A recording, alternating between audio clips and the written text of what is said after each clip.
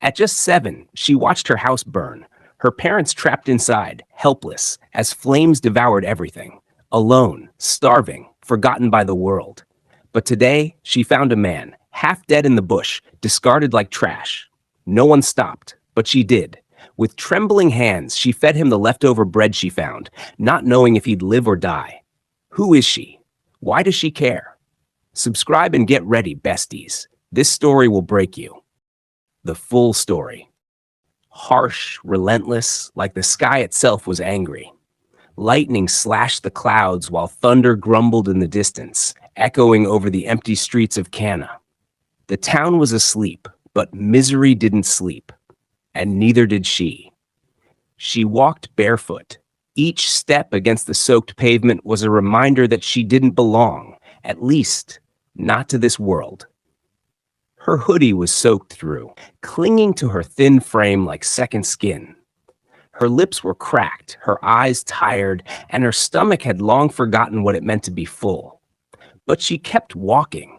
She had no destination, no roof to return to. Only the familiar shadows of alleyways and closed-up stores that treated her like a ghost. The rain didn't care who she was. The world didn't care either. And then she saw him. A man, lying awkwardly beside a dumpster, like someone had tossed him out with the garbage. His body was motionless, drenched. His shirt clung to his chest, soaked in both rain and something darker, something red. At first, she thought he was dead. She stopped in her tracks, her eyes widened. Fear kicked in. Should she run? Then he moved, just slightly. A twitch in his fingers, a quiet gasp, a cough so weak it sounded like a whisper fighting for breath. She rushed forward and dropped to her knees beside him. "Sir," she said, her voice shaking. "Can you hear me?" He didn't answer, but his eyes fluttered. He was fading, fast. She looked around. No help. No one cared. Cars drove past without slowing down. People closed their umbrellas and their hearts. And still, she stayed. She didn't have a phone. She didn't have money. But what she had was a will. She hooked her arms under his and began to drag him across the slippery ground. Her knees scraped. Her arms burned. But she didn't stop. Not when he groaned. Not when he went limp. Not even when her feet began to bleed. Just ahead was an old wooden kiosk, abandoned for years, its walls rotting and roof leaning to one side. A place most people wouldn't even store trash. But to her, it was shelter. She forced the door open and pulled him inside. Cardboard, torn newspapers, a shattered window. She placed him down gently and removed her hoodie, the only piece of warmth she owned, and draped it over his chest. Then she sat beside him, holding his trembling hand. He was burning up, breathing shallow, drenched in both rain and pain. She wiped his face with part of her sleeve, whispering soft words she wished someone had said to her once. "You'll be okay. Just don't leave me. Please, don't die." That night, she had no food, no shoes, no home, but she gave him everything. Her warmth, her care, her time, even the last dry corner of her hoodie, because sometimes the ones with the least give the most. She didn't know who he was. She didn't know where he came from, and she definitely didn't know what saving him would cost her or what it would bring.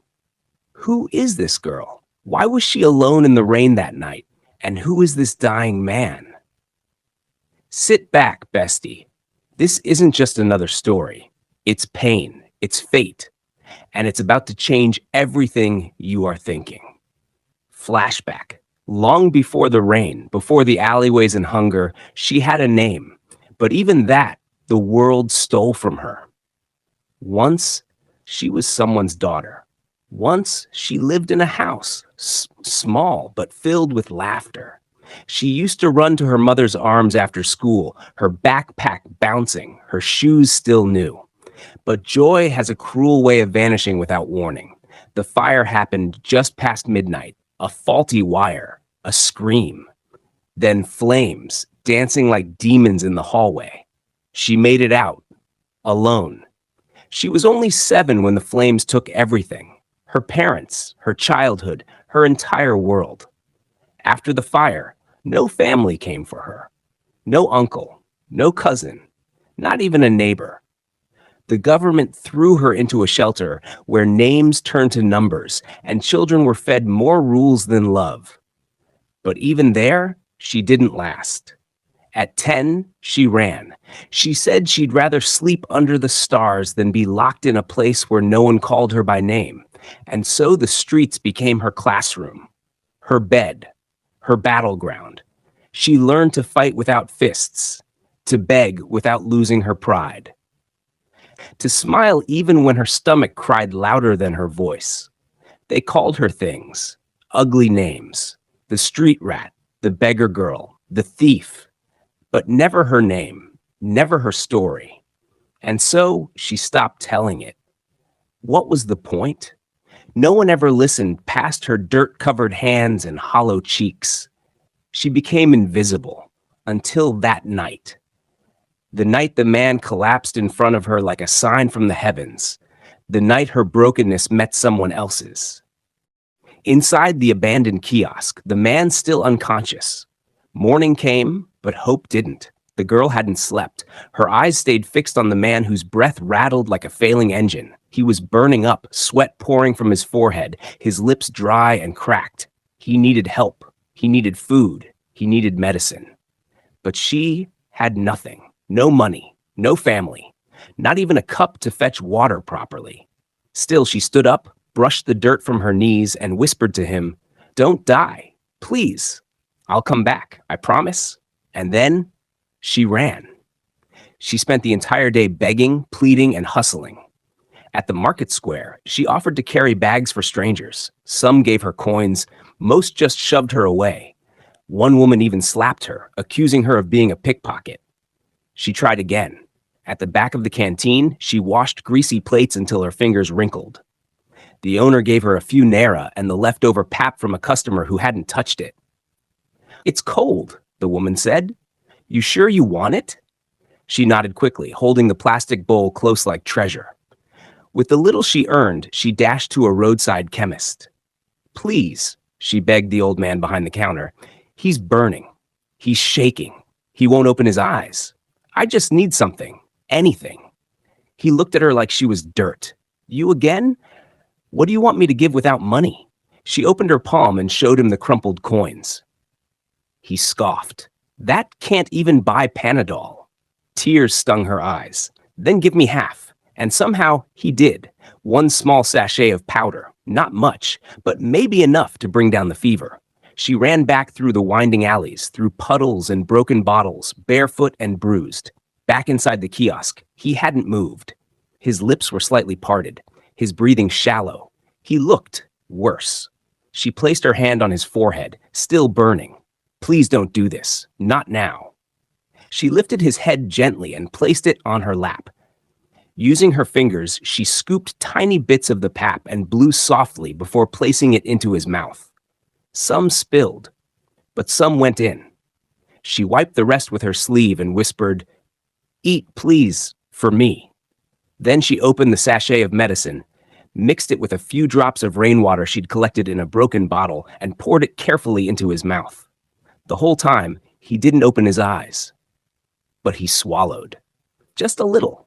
The hours dragged. She sat there, holding his hand, humming an old lullaby her mother used to sing. Her stomach cried from hunger, but she stayed still. She dared not move in case he slipped away. By nightfall, the fever had gone down, not completely, but enough. His lips moved slightly, a murmur, a breath. "Water," she gasped. He was coming back. She gently raised his head and gave him the remaining drops from the bottle. He drank, slowly, and then silence. No more talking. He lay there again, lost. His eyes didn't open. His voice disappeared. Still, she smiled, because it meant one thing. He was fighting. The third morning came, slow and gray. She was already awake, curled beside him like a guard dog. The floor beneath her was damp. Her clothes hadn't dried since the rain started 2 nights ago, but she didn't complain.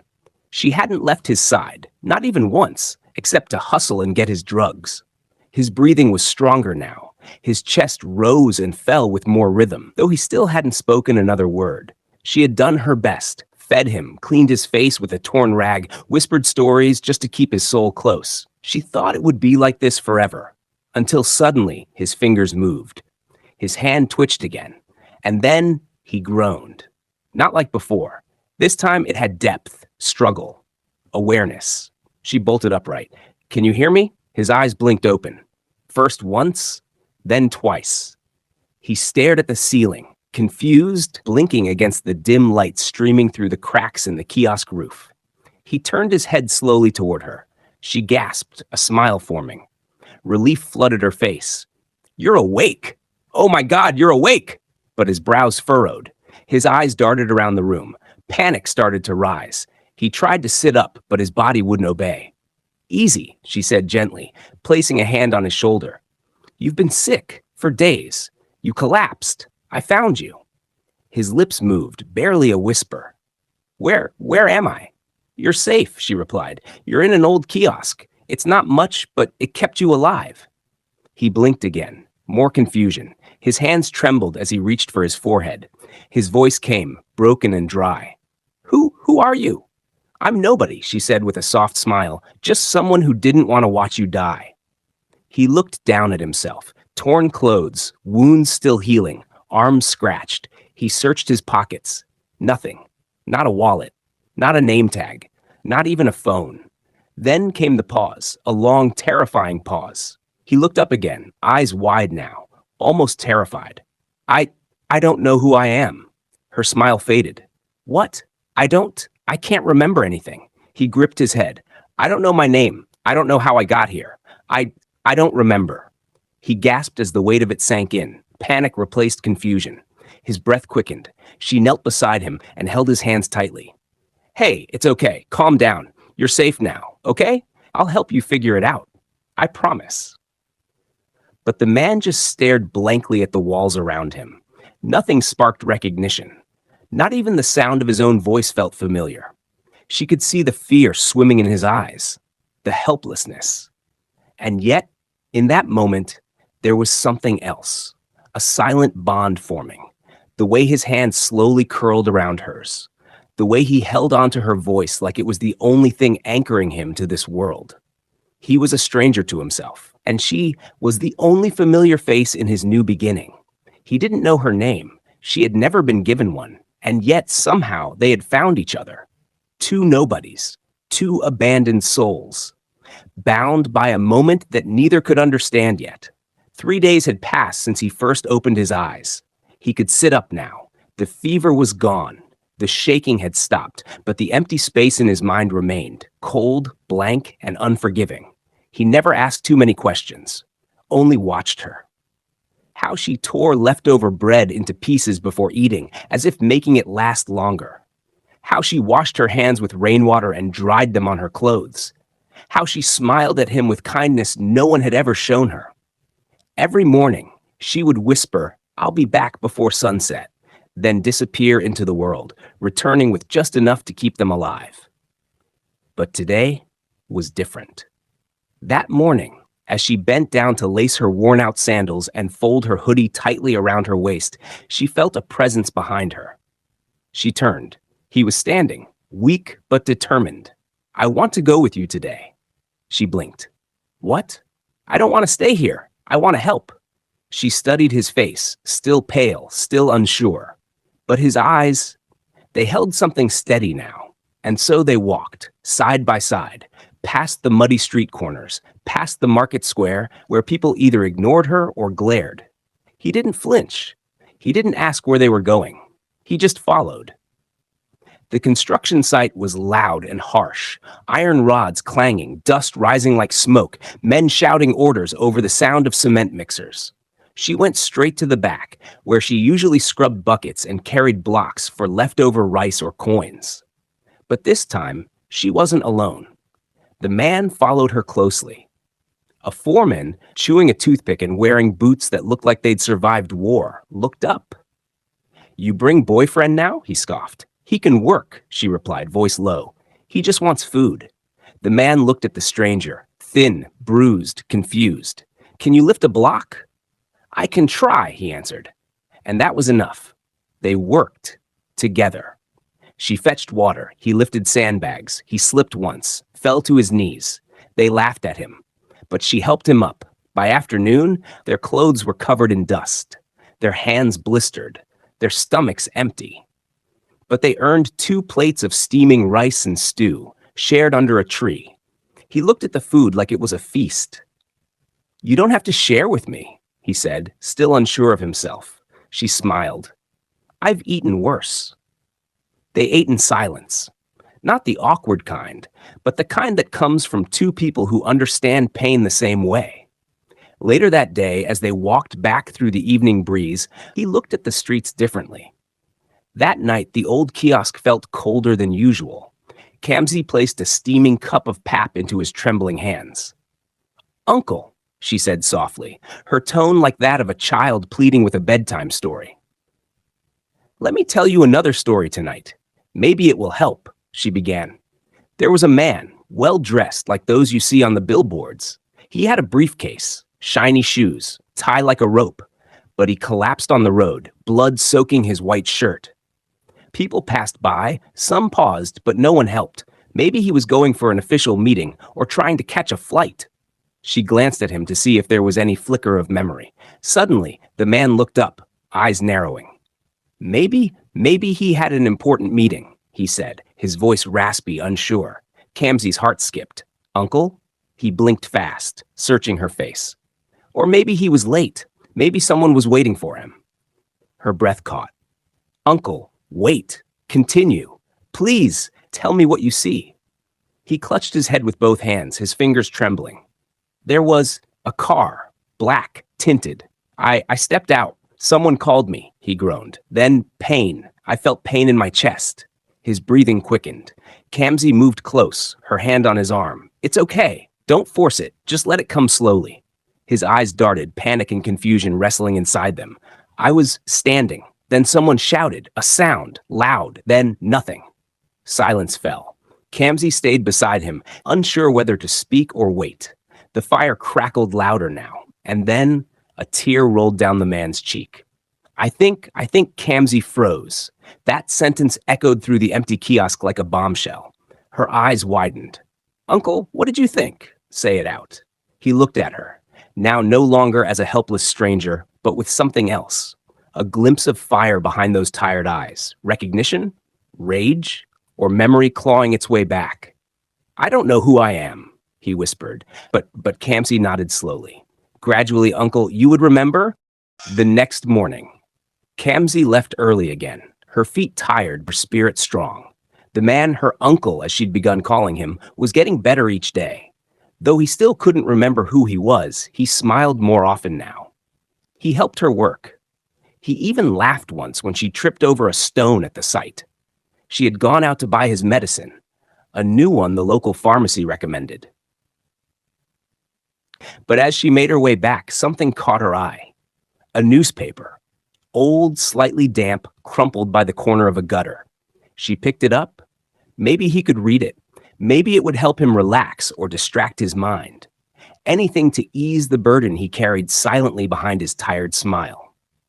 When she returned to the kiosk, he was sitting outside, shirtless, using one of her wrappers as a cloth to wipe sweat from his brow. I got the drug, Uncle, she smiled. And this, she held up the folded newspaper, thought it might interest you. He took it gently from her hands. Thank you, Kamsi. He flipped through it slowly. Headline after headline, political promises, robbery cases, fuel subsidy talks, until his fingers froze. His eyes locked onto something, his own face, right there on the middle spread. Missing billionaire, Kennedy Okoye still not found. Family offers reward. His hands trembled. The paper fell from his grip. Tears streamed down his face before a word even left his lips. Uncle? Kamsi whispered, dropping the drug sachet and rushing over. Uncle, what is it? Why are you crying?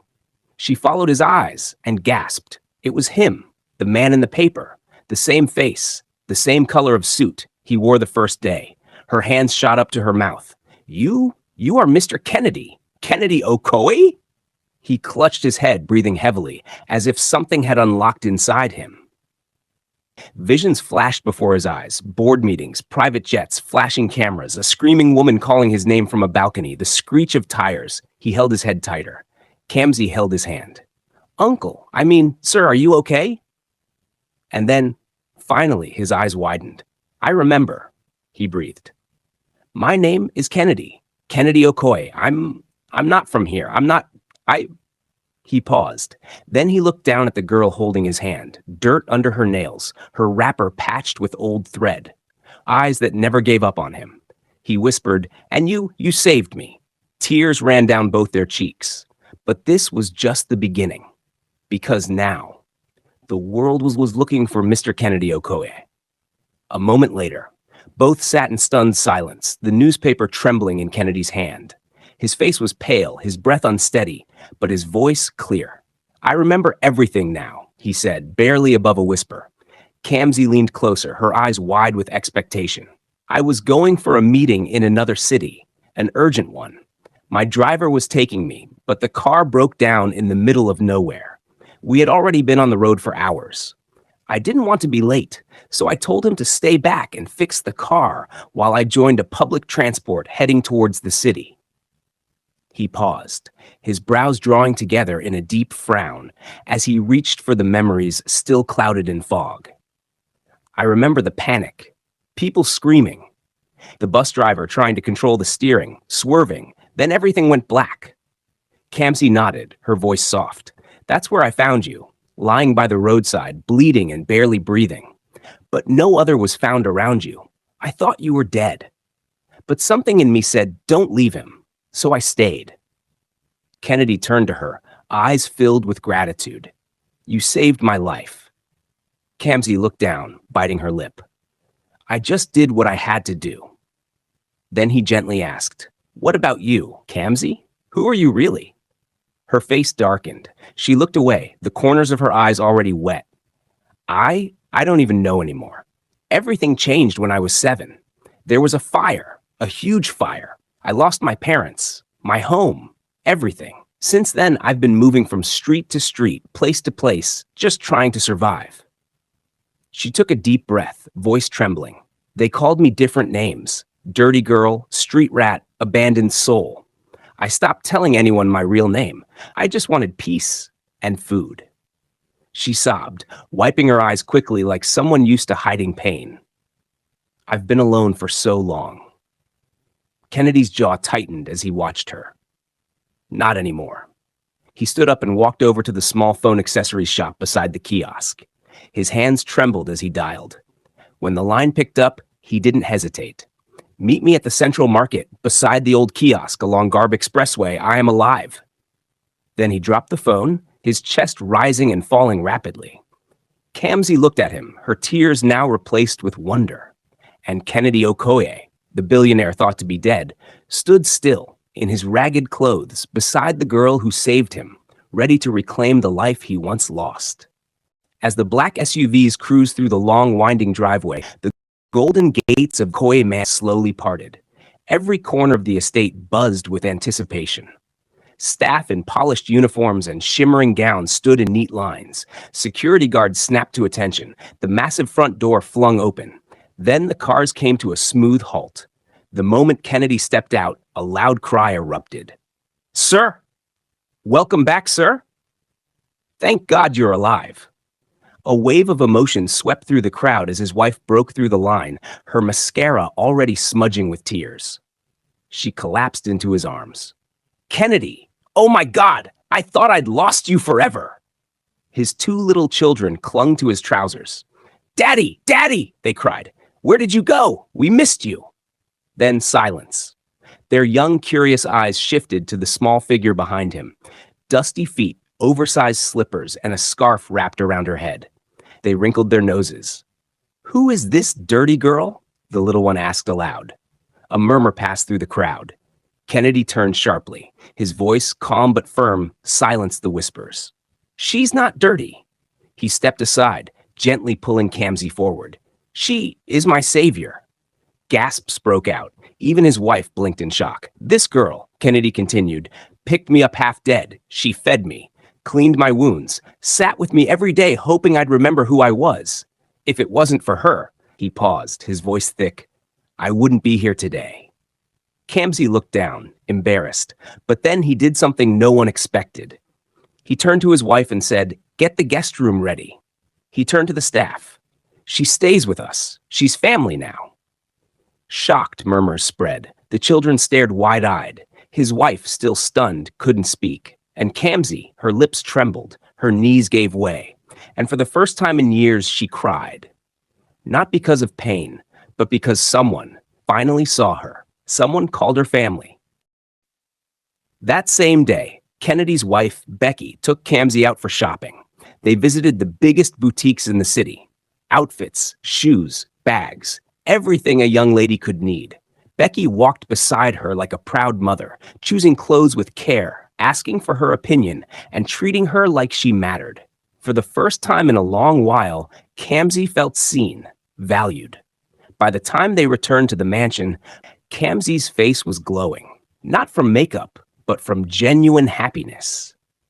In the weeks that followed, everything changed for her. She was enrolled in one of the best private schools in the city. A driver dropped her off every morning in a luxury car. She wore uniforms stitched to her size, carried designer backpacks, and was known by a new name, Kamsi Okoye. Yes, Kennedy had legally allowed her to bear his name.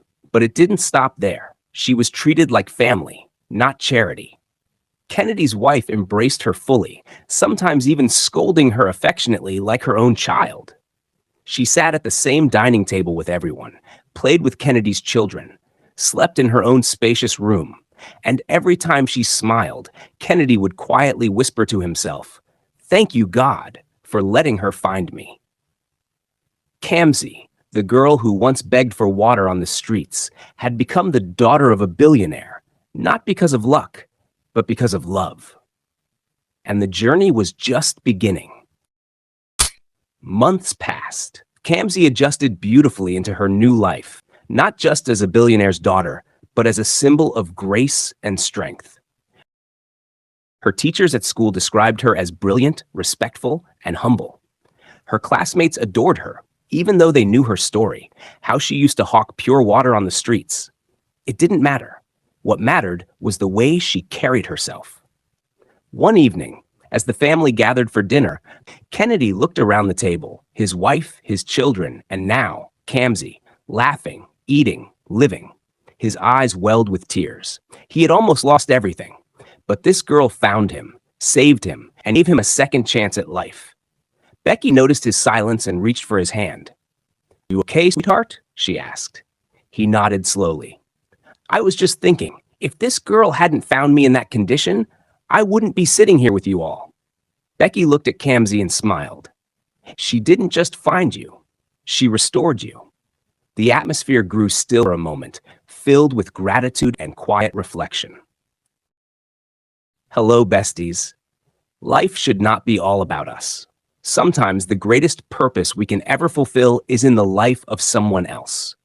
Always be ready to extend a kind hand, because most of the time, the miracle you're praying for is hidden in the little help you can render to another.